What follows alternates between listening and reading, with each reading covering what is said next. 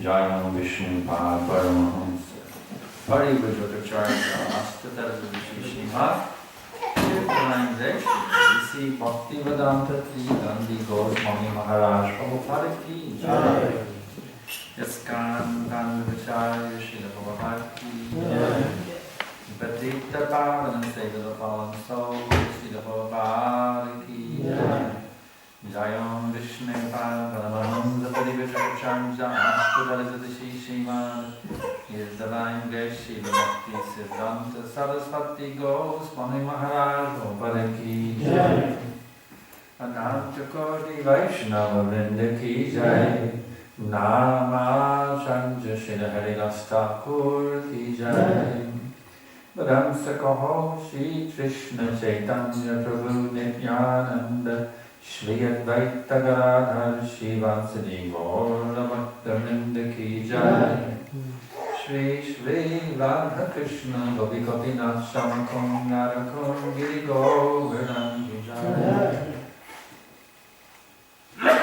Vrindavan Dham Ki Jai Mayapur Dham Ki Jai Navadip Dham Ki Jai Jagannath Dham Ki Jai Gangamai Ki Jai Jamunamai Ki Jai Bhakti Devi Ki Jai Tassi Devi Ki Jai Samadekta Bhakta Vrinda Ki Jai Gaura Premananda All glories to the assembled devotees. All glories to the assembled devotees. All glories to the assembled devotees. All glory to Shri Shri Guru and Gauranga. All glories to His Divine Grace Srila Prabhupada. Namo Vishnu Padaya Krishna Prestaya Bhutale Srimate Bhakti Vedanta Swami Nityananda. Namaste Saraswati Devi Gauravani Pacharine Nirvishayi Shushimyavari Pashacha Desha.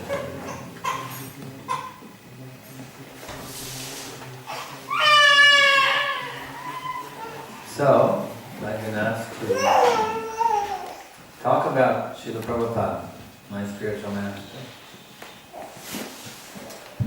So first, I'd like to offer my baby, Nama Om Vishnu Padaya, Krishna Prestaya Bhutale, Srimate Bhakti Vedanta Swami Nityananda. Namaste Saraswati Devi Gauravani Pacharine, Nirvishayi Shushimyamari Mushtideshi Tarine. And to the previous acharyas, Vandeham Shri Guru Shri Chatapadakamalam Shri Guru Vaishnavamscha Shri Guru Hamsa Gajaham Sahangaram Nitam Vitam Jivam Sadaitam Sabadhutam Parijana Sahitam Krishna Sritam Yadevam Shri Radha Krishna Pradam Sapagana Lalita Shri Vishakam Vitam Sham. So, what can be said about Srila Prabhupada? His glories are unlimited.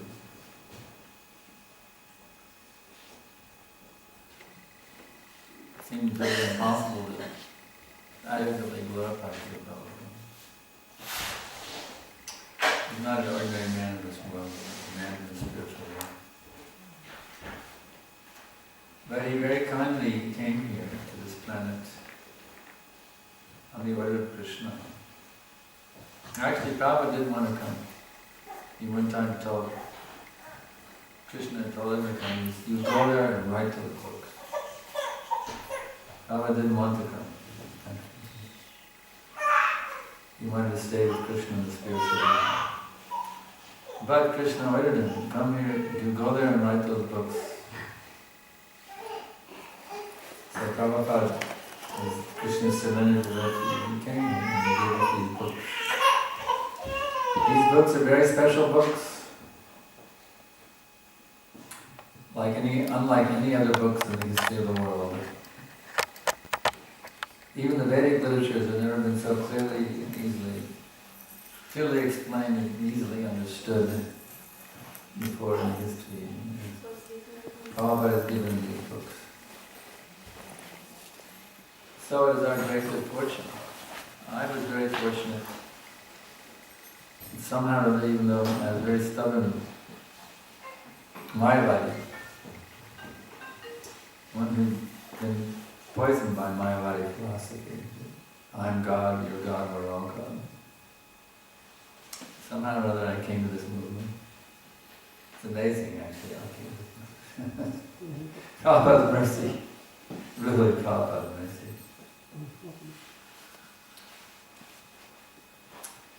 Of course I was a spiritual seeker, and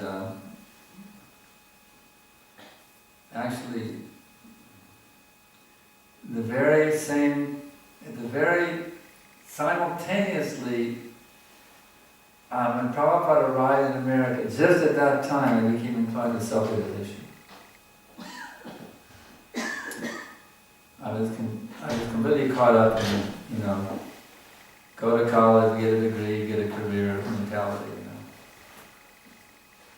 But when Prabhupada arrived, I was at a little art school in North Texas. At the same time he arrived, I immediately felt disenchanted with the whole, get a degree, get a career syndrome.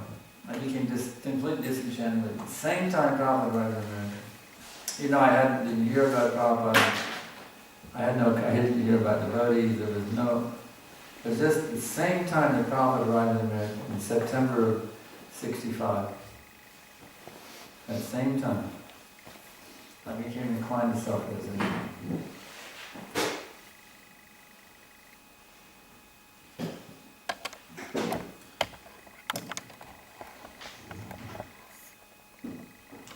The first time I actually heard about Prabhupada was in December of 1968. I'd been looking for an effective means of meditation. I could not figure out how to meditate and actually be on the treadmill platform. I had tried this Maharishi Mahesh Yogi's TM and it didn't work. They gave me my secret mantra. Aing, aing, aing, aing. So I was doing my ainging twice a day for 20 minutes, but I never got off the ground. It was like an airplane at the airport, going on an endless runway, never lifting off. I never lifted up. Aing, aing, aing. Silent. Aing, aing. Nothing. Then one crisp fall evening in December of 1968 in Denver, Colorado, in my little apartment at 1271 Lafayette Street, my friend Patrick and a bunch of his friends dropped in, and Patrick started chanting Hare Krishna, Krishna Krishna, Hare Hare, Hare Ram, Ram, Hare Hare. And I wondered what it was, so I visited the next day, and he showed me an article from a magazine called the Saturday Evening Post about the Haight-Ashbury, the summer of love in the Haight-Ashbury. And they interviewed Hayagriva and Mukunda, two of Prabhupada's disciples. They gave a mantra there, and they mentioned Swami Bhaktivedanta. So I first heard about Swami Bhaktivedanta in the Saturday Evening Post. Of course, there was no deep philosophy or anything. Just a little thing that the Swami said. They quoted him saying, the Swami said if we chant Hare Krishna, there would be no trouble with police. It wasn't real deep what the magazine said. But I was looking for self-realization, so I went to the library, I found a Bhagavad Gita, and that Prabhupada's Gita was not available, it wasn't even printed yet. But it was, in this Gita, Krishna says, if you offer me your love and devotion, a leaf, a flower, food, or whatever, I'll accept it. So I started offering food. I got a picture of Krishna and Radharani, Radha Govinda poster, I put it in my apartment. I was offering my food to Radha Govinda, and before I would chant Hare Krishna. And then I said, I can't handle this material world. I just got to go to India, be a beggar, My career will be an Indian sadhu. That will be my career path. Grew up in Western world, to be a holy beggar in India. That was my chosen career path. I will drop out of college. I did. I dropped out of college. And I was heading out to India just to be a holy beggar for the rest of my life. An exciting career path. So I can become self-reliant.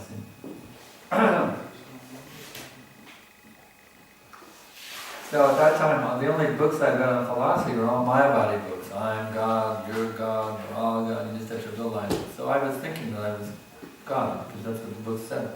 I didn't realize, the Vaishnava Siddhanta. I was on the Mayavada Siddhanta pathway. And what is that path? Neti, neti, neti. Chop away all the attachments. Neti, neti, neti. It's not your family, it's not your friends, it's not your dog, it's not your money, it's not a career, it's not sex, it's not this, cut. Detached, detached, detached. So I'm getting ready to go to India and be a renunciate. I was just cutting everything away. In my heart, cutting away all attachment. And I headed back to Houston and shipped all my material goods back to my parents' house. I had my last time in my life to see my parents. I didn't tell them what I was going to do. Getting ready to head out to New York and meet Bandhu with a couple of friends. We were all going to get a job on a freighter and go to India, get free passage to India, working on a freighter. And then one night I had this realization.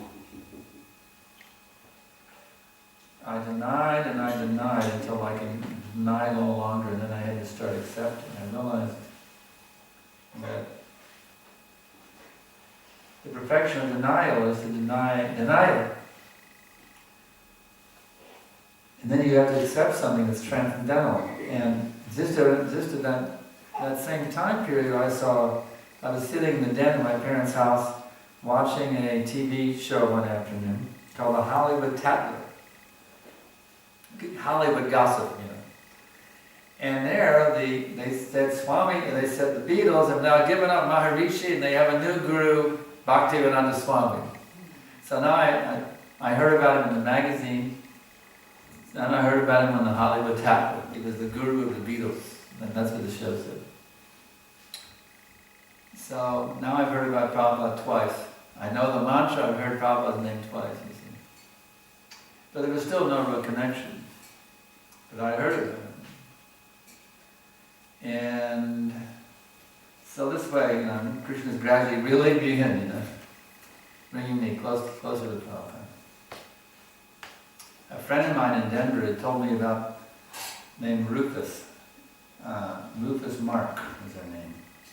She had been in the East Village in New York City, and she said there was these people called the Hare Krishna dancers who would dance all over the East Village.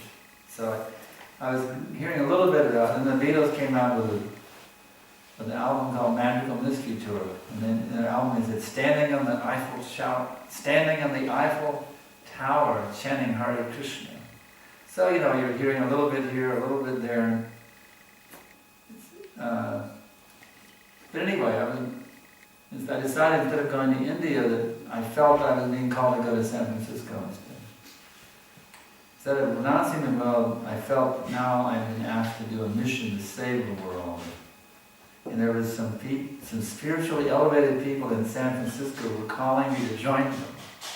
That's what I felt, like within the heart, you see. So I headed out without telling my family where I was going. I just headed out with my suitcase and my guitar and my thumb. And I don't know about here, but in America, you stick out your thumb and this would hit you. Same thing in India.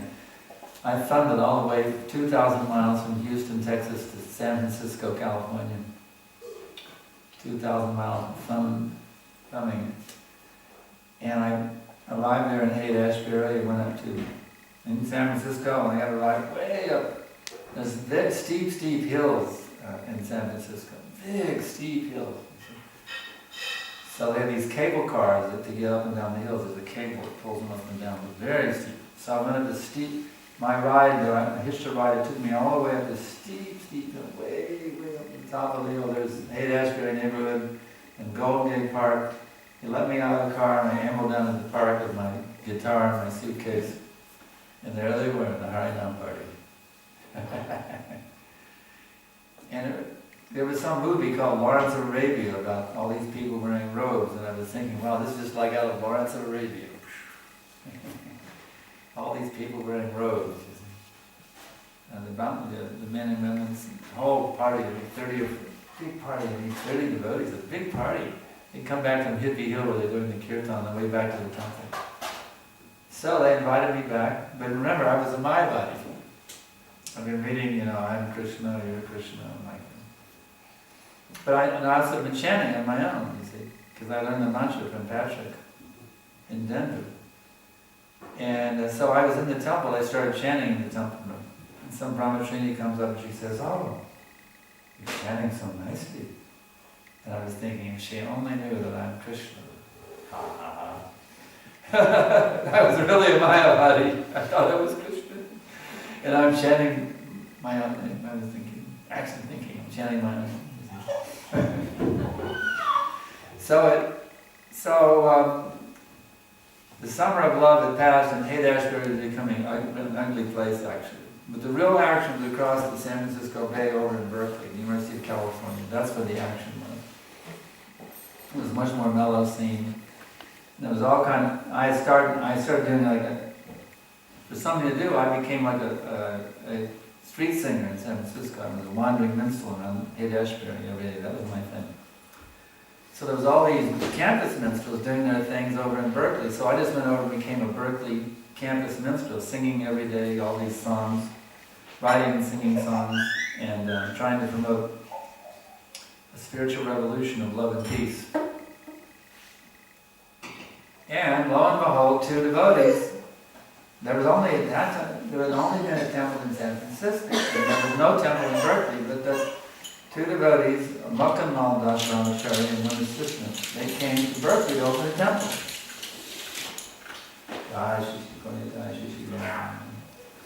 Now, Mukh and Mal Prabhu, now he is Bhakti Madhurya Govinda Maharaj. So he was the first devotee who preached to me.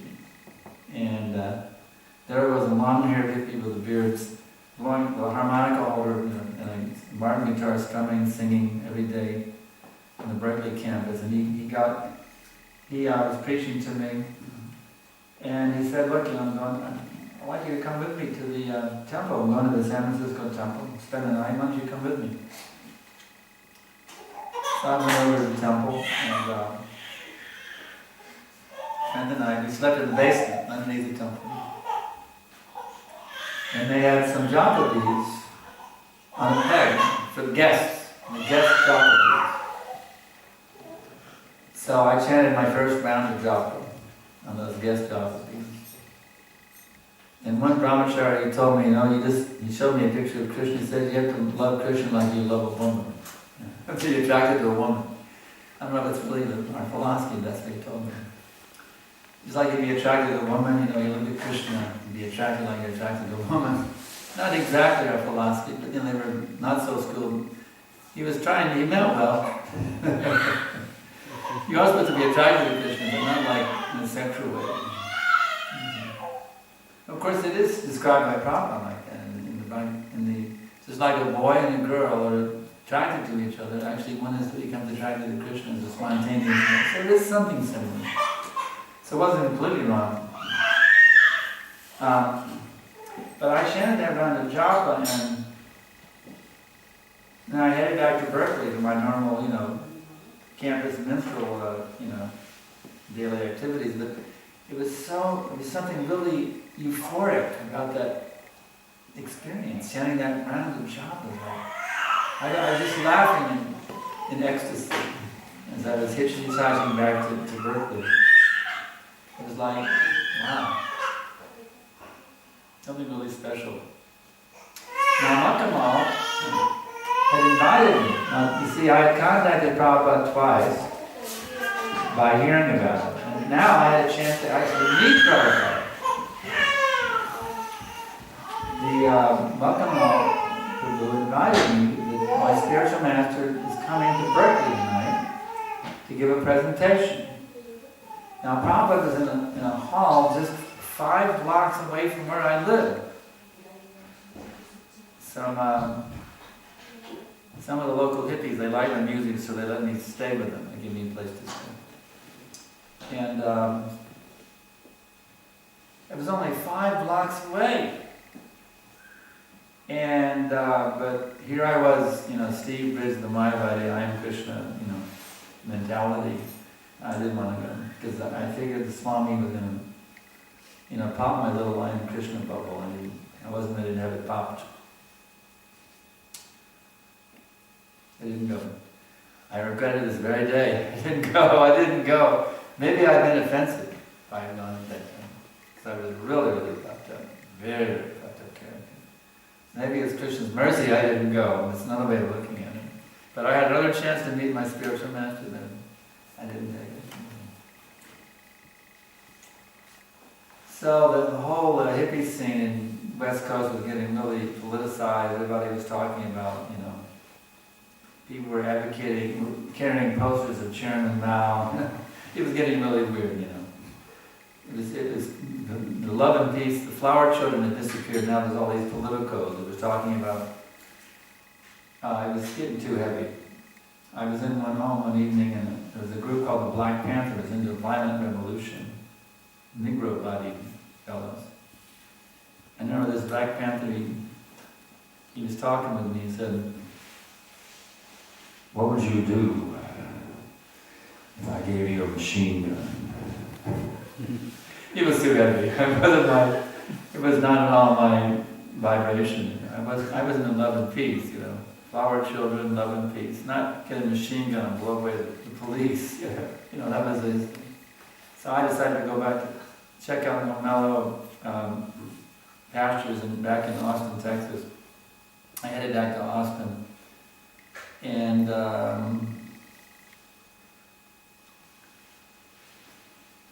tried to go back to school again, but I couldn't fit back into the establishment. I tried to go back to being just a regular student and all that kind of stuff, and I just couldn't handle it. I was into being a spiritual revolutionary, not being a member of the establishment. I just couldn't plug in. I enrolled in the university, I got a job, I got an apartment, I cut my hair, I cut my beard, tried to just be a regular, straight, student, and I couldn't do it. I just could not do it. So I took my guitar, I became a campus minstrel, the only campus minstrel of the University of Texas. I became a sensation on the campus, actually.